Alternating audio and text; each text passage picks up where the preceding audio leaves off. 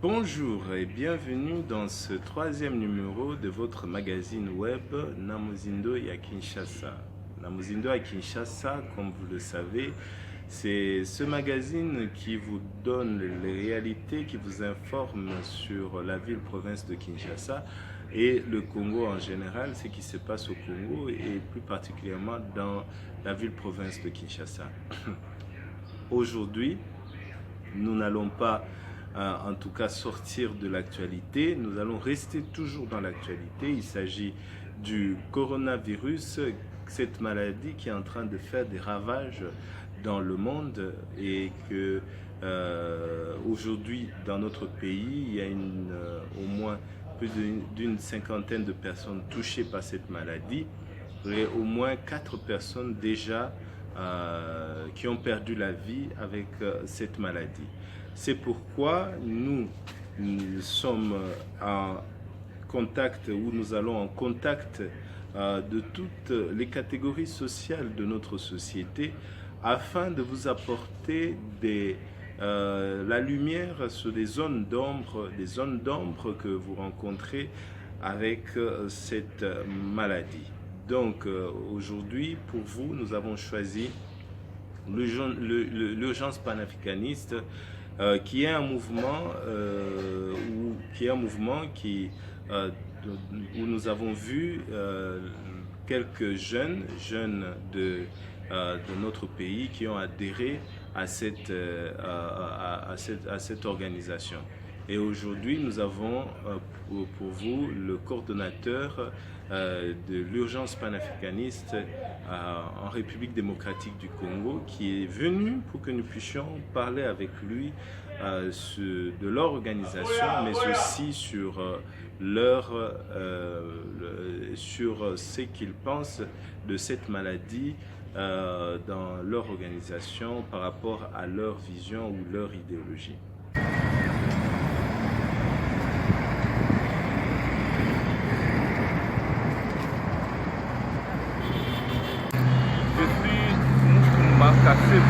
Sadam, coordonnateur national de l'ONG Urgence Panafricaniste RDC.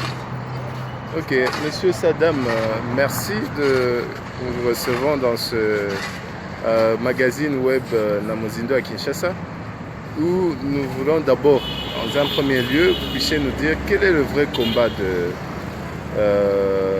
de l'urgence panafricaniste. Le vrai combat de l'urgence panafricaniste, d'une manière générale, c'est la lutte contre l'impérialisme et le néocolonialisme, toutes ces formes, en République démocratique du Congo, d'une manière particulière, et en Afrique d'une manière générale. Pourquoi vous pensez que c'est la faute aux impérialistes si l'Afrique ne va pas de l'avant? Pourtant, il y a un nombre réduit de gens qui se suffisent quelque part et le grand nombre ne se retrouve pas. Pourquoi indexer les pays soi-disant grande puissance? Oui, je peux vous éclairer d'une manière un peu globale. La situation qui traverse l'Afrique, la misère de l'Afrique, d'une manière un peu plus concrète, elle est le résultat d'une gestion ou bien d'un système qui a été mis en place par ces grandes puissances-là. Quand nous parlons de grandes puissances, nous ne voyons pas des individus. Ce sont des pays qui ont mis en place des systèmes, créé des organisations, créé des plateformes juste pour pouvoir continuer à avoir une mainmise sur l'Afrique, sur ses ressources, sur l'économie, la culture, afin de pouvoir maintenir toujours les Africains dans les mêmes difficultés. Qui jadis était à l'époque du colonialisme. Mais maintenant, il y a le problème du coronavirus, je pense que vous le savez. Le monde paraît, ces grandes puissances paraissent impuissantes par rapport à ce virus, à cette situation. Quel est le comportement du jeune Africain face à cette impuissance des puissances, des grandes puissances? d'une manière un peu plus concrète, je vous dirais que nous, Africains, nous sommes victimes d'une guerre bactériologique, donc nous sommes victimes collatéraux. Nous sommes des victimes collatéraux, c'est-à-dire le virus a été créé par des grandes puissances juste pour affaiblir des petites puissances, tout ça. Mais cela n'engageait pas ou bien ne concernait pas l'Afrique.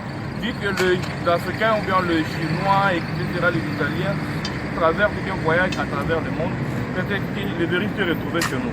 Nous ne devons pas baisser les bras en tant que jeunes Africains, nous devons nous protéger. Respecter seulement les mesures d'hygiène telles que recommandées localement par les autorités congolaises, par le ministère de la Santé, ainsi de suite.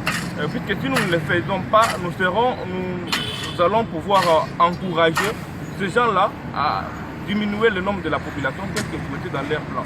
Nous ne pouvons pas favoriser leur plan ou bien faire en sorte que ces plans-là puissent réussir. Battons-nous, protégeons-nous, suivons les mesures telles que recommandées par les autorités pour pouvoir y arriver. Ensemble, nous pouvons le faire. Ensemble, nous pouvons réussir. Donc vous êtes convaincu que cette guerre est cette pandémie a été quelque part suscitée par ces grandes puissances? Nous sommes convaincus. Je peux vous donner quelques cas. Alors que le virus a été diagnostiqué ou bien découvert en Chine, il y a eu un ministre, membre du gouvernement chinois, qui a déclaré, il a affirmé qu'il y a le gouvernement américain à travers leurs services qui ont orchestré la propagation ainsi que la fabrication de ces virus-là. Si vous avez consulté la première réaction du président américain Donald Trump sur cette question, vous allez constater que c'est comme s'il avait un peu une certaine légèreté, c'est comme s'il pensait qu'il avait déjà un produit pouvant stopper la propagation. Mais malheureusement, leur calcul a échoué. Le virus continue à évoluer, l'impuissance a été constatée. Cela prouve aussi l'incapacité ou bien la fameuse volonté de la communauté internationale qui n'arrive pas à aider les pays qui sont dans des difficultés actuellement. La Chine, quand elle avait besoin de l'aide de la communauté internationale, les États-Unis et d'autres pays occidentaux les avaient oubliés.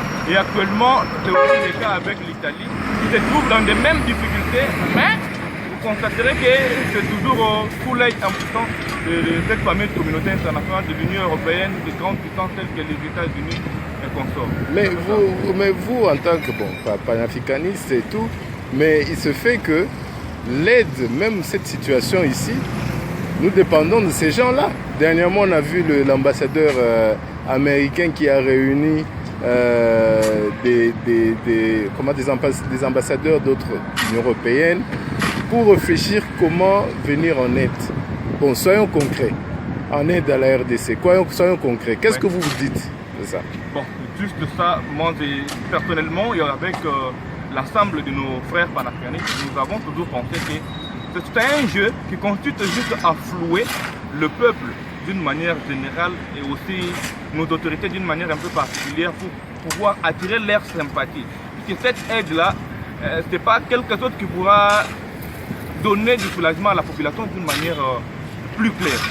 Nous constatons par exemple ce qui se passe en Europe, l'Italie et consorts. Pourquoi ces grandes puissances-là ne parviennent pas à s'unir pour aller aider l'Italie, aider la France qui eux tous font partie de l'Union européenne? Vous voyez un peu que c'est juste pour distraire l'opinion, flouer et préserver leur intérêt en République démocratique.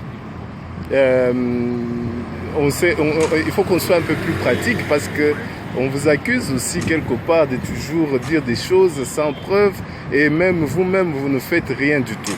On a vu actuellement, le chef de l'État, nos autorités, ont besoin de propositions concrètes. Vous êtes jeune, votre organisation, nous avons vu que c'est une organisation en majorité jeune, donc nous supposons aussi que vous êtes des intellectuels, mais quelles sont les actions concrètes que vous faites pour apporter une solution à cette situation ici? Qu'est-ce que vous faites réellement sur le terrain? Oui, sur le terrain, nous avons lancé une campagne de sensibilisation. Que ce soit à Mbuji-Mayi, à Goma, ici à Kinshasa, nous sommes en train de sensibiliser pour pouvoir... Ok, il y a eu un petit souci technique. Nous allons poursuivre avec nos questions. Donc, c'était d'une manière concrète. Qu'est-ce que le mouvement panafricaniste Urgence panafricaniste fait réellement? Qu'est-ce qu'il fait de concret? De concret, oui. Jusqu'à présent, nous sommes en train de sensibiliser. Que ce soit ici à Kinshasa, la capitale, dans nos provinces, à Nord Kivu, au Kasai oriental, plus précisément Mbujimai, au Kasai central à Kananga, et partout ailleurs dans nos provinces où nous sommes représentés. Nous avons lancé une campagne qui consiste à sensibiliser nos compatriotes à la prise de conscience. Que la maladie existe bel et bien, c'est confirmé ici à Kinshasa. Nos compatriotes doivent suivre des mesures hygiéniques pouvant permettre à ce que le virus ne puisse pas se propager. Et aussi, j'aimerais ajouter que d'ici là, dans moins de 48 heures, une lettre sera adressée au président de la République pour détailler nos propositions. Je peux me permettre de vous dire un peu quelques propositions. Oui, quelles sont ces propositions? Oui. Donner au président de la République. Ça sera réduire les trains de vie des institutions. Cela nous permettra d'avoir des moyens nécessaires pour allouer à cette campagne ou bien à cette équipe qui consiste à riposter contre le virus, le coronavirus ou bien Covid-19.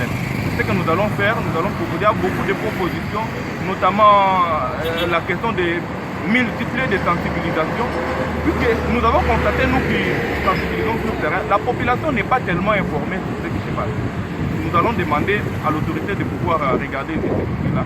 Il y a un peu plusieurs propositions que nous allons communiquer dans ce sens d'une manière concrète. Merci Sada d'avoir répondu à nos questions et à la prochaine. Merci beaucoup, chers journalistes. C'est un plaisir pour nous de répondre à vos questions pour éclairer l'opinion. Merci. Merci de nous avoir suivis. Vous avez suivi le coordonnateur de l'urgence panafricaniste, Sadam, qui a répondu à nos questions en rapport avec le coronavirus. Donc nous avons retenu, il a répété les mêmes consignes de protection, les mêmes précautions à prendre, lavage de mains, que vous puissiez maintenir vos distances. Donc nous, il a retenu la même chose et aussi il a parlé aussi de son organisation qui est un mouvement panafricaniste, où d'ailleurs vous avez la plupart, lui qui est congolais, a aussi adhéré et le mouvement est en train de prendre de l'ampleur au niveau de l'Afrique. Nous vous remercions encore une fois de nous avoir suivis. Moi, c'est Kalimou Lameji qui est à la présentation. Nous vous donnons rendez-vous au prochain numéro. Toujours, tant que cette situation ne finira pas, nous allons continuer à parler de ce virus qui est en train de faire des ravages dans le monde. Et nous vous conseillons de suivre toujours les mesures hygiéniques que le président de la République a eu à annoncer et aussi le ministère de la Santé et l'OMS a eu à annoncer. Suivre de près ces mesures pour pouvoir nous protéger, car la maladie est réelle, comme tout le monde, comme le coordonnateur de l'urgence panafricaniste a eu à le dire. Merci encore une fois et à la prochaine.